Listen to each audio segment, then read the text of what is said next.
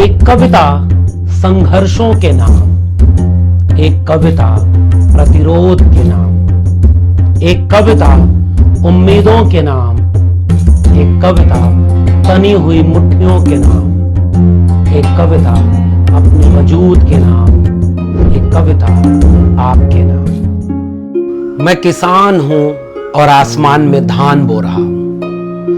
लोग कहते हैं पगले आसमान में धान नहीं जमा करता। मैं कहता हूं अरे पगले, जब जमीन पर भगवान जम सकता है तो आसमान में धान क्यों नहीं जम सकता। और अब तो इन दोनों में से एक होकर रहेगा, या तो जमीन से भगवान उखड़ेगा या आसमान में धान जमेगा।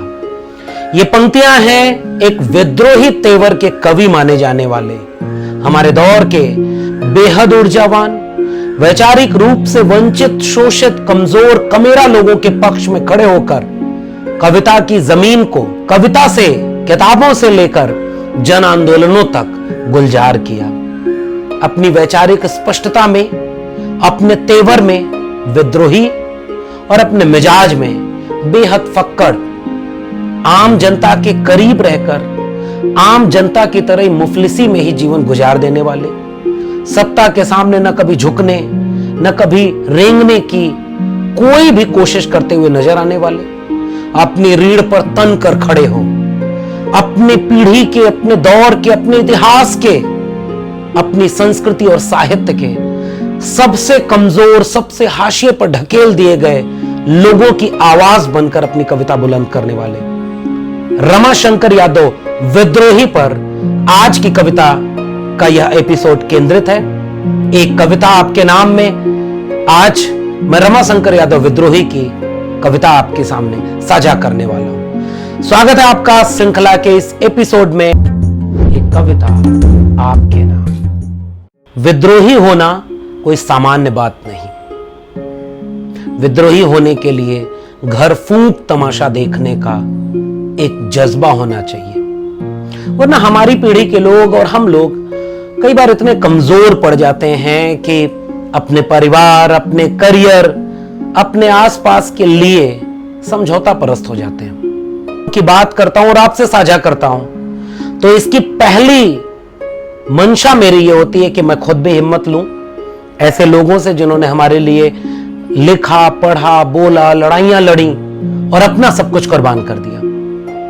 कबीर का एक दोहा याद आता है, कबीरा खड़ा बाजार में लिए लुकाठी हाथ, जो घर जा रो अपना चले हमारे साथ। ये जो घर फूंक तमाशा देखने वाला जज्बा है, ये इतिहास में गिने चुने लोगों के पास होता है।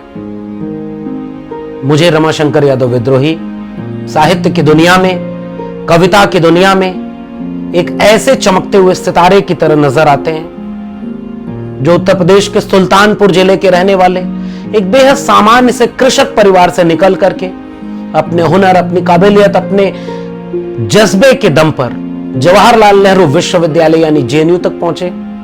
जेएनयू में शोध करना चाहते थे, बहुत मन था उनका अपने अकादमिक जीवन को आगे व्यवस्थित करने के लिए, मगर अफसोस जिस हिंदी में एक से एक कूड़ा शोध किए जा रहे हैं, डिग्रियों पर डिग्रियां बांटी जा रही हैं, उस हिंदी की दुनिया में, अकादमिक दुनिया में रमाशंकर यादव विद्रोही अपना शोध नहीं पूरा कर सके। रमाशंकर यादव विद्रोही होने का मतलब यह था, पिता होने के नाते, उन्हें एक पति होने के नाते, उन्हें एक विद्यार्थी होने के नाते करना चाहिए था जो समाज में सिखाता है, मगर विद्रोही ठहरे विद्रोही। वो अपने मिजाज से, अपने जुनून से जन आंदोलनों में खड़े होते थे।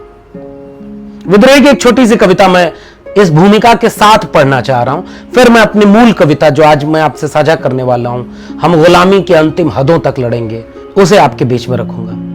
विद्रोही ने एक बहुत छोटी सी कविता लिखी है, तुम्हारा भगवान। आप इस कविता के तेवर, विचार, इसकी पक्षधरता को यहां से पहचानिए।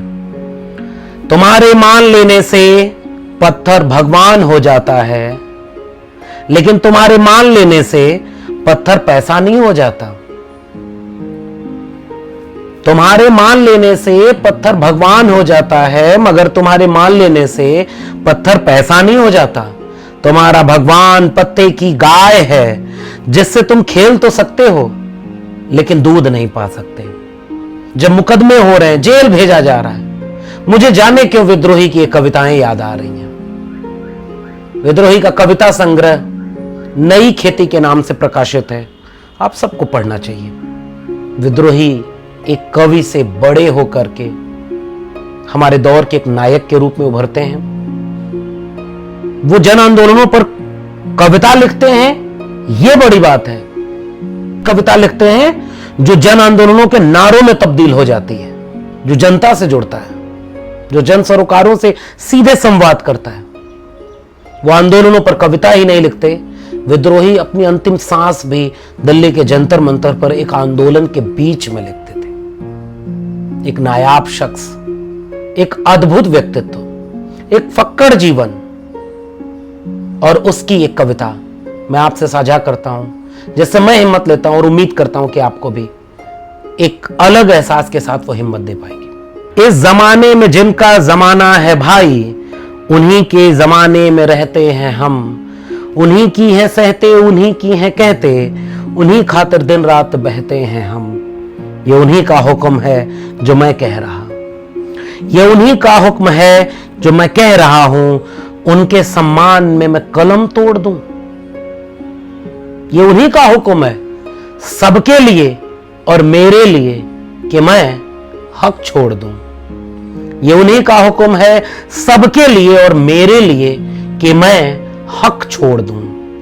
लोग छोड़ दूं, लोग हक छोड़ दें, पर मैं क्यों छोड़ दूं? मैं तो हक की लड़ाई का हमवार हूं। मैं बताऊं कि मेरी कमर तोड़ दो, मेरा सर फोड़ दो, किंतु ये ना कहो कि हक छोड़ दो। आपसे कह रहा हूं अपनी तरह,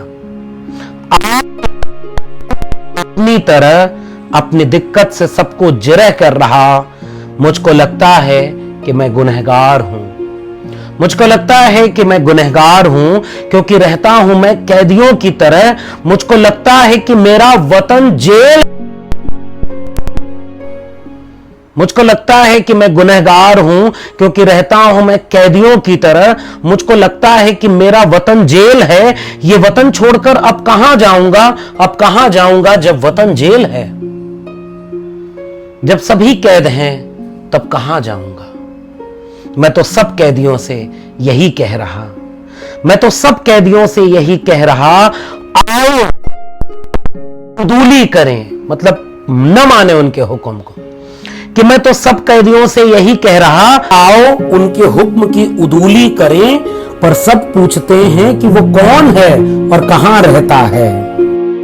मैं बताऊं कि वो एक जल्लाद है, मैं बताऊं कि वो एक जल्लाद है, और वो वही है जो कहता है हक छोड़ दो।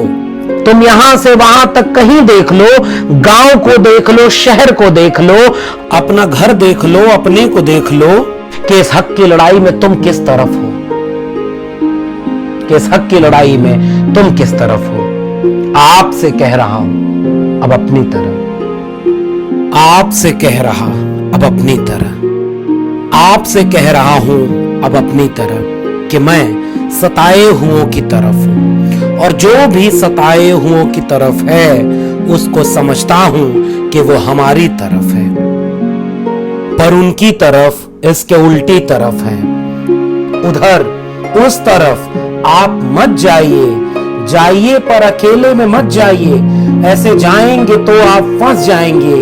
आइए अब हमारी तरफ आइए, आइए इस तरफ ही सही राह है। हम कमेरों की भी क्या कोई जात है। आइए अब हमारी तरफ आइए, आइए इस तरफ ही सही राह है। हम कमेरों की भी क्या कोई जात है। हम कमाने के खाने का प्रचार ले, अपना परचम लिए, अपना मेला लिए, आखिरी फैसले के लिए जाएंगे, अपनी महफिल लिए, अपना डेरा लिए। हम कमाने के खाने का प्रचार ले, अपना परचम लिए, अपना मेला लिए, आखिरी फैसले के लिए जाएंगे, अपनी महफिल लिए, अपना डेरा लिए जालिमों की तरफ। उनसे कहने कि गर्दन झुकाओ चलो, अब गुनाहों को अपने कबूलो चलो, दोस्तों उस घड़ी के लिए चलो, और अभी से चलो उस खुशी के लिए जिसके खातिर लड़ाई ये छेड़ी गई, जो शुरू से अभी तक चली आ रही और चली जाएगी अंत से अंत तक। हम गुलामी की अंतिम हदों तक लड़ेंगे, हम गुलामी की अंतिम हदों तक लड़ेंगे। रमाशंकर यादव विद्रोही। रमाशंकर विद्रोही की एक पढ़कर के आप विद्रोही को नहीं जान पाएंगे। और इस कविता से गुजरते हुए भी आपको महसूस हुआ होगा कि कविता कब हमारे जीवन के सरोकारों से निकलती। कविता मूलतः मनुष्य की संवेदना, भावना, उसके विचार, उसके ख्याल, उसके वजूद से जुड़ी होती है। मैं इसीलिए कविता का सेगमेंट आपके बीच में ले आया हूं। कई बार हम घंटों के भाषणों में जो बातें कहते हैं, हो सकता है वो किसी 2, 4, 5 मिनट की कविता में आप तक ज्यादा बेहतर ढंग से पहुंच जाए। और इस उम्मीद में मैं कविताएं आपसे साझा कर रहा हूं। आगे और ढेर सारी कविताएं जो अपने विचार, अपने ख्याल, अपने मिजाज, अपने वजूद से जुड़ी हुई मुझे महसूस होंगी, वो मैं आपसे साझा करूंगा। आपको ये पूरा एपिसोड कैसा लग रहा है?